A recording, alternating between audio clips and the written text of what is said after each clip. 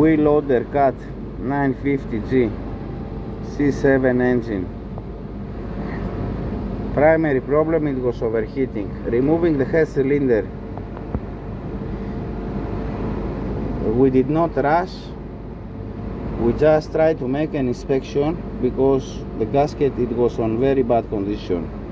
So finally what we discovered, you can see cylinder 4 shaft crank. Now we need to remove the engine and do general inspection. So major lesson, when you observe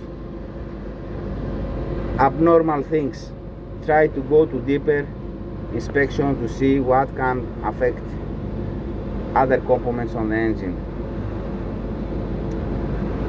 That's the major lesson here. Thank you very much.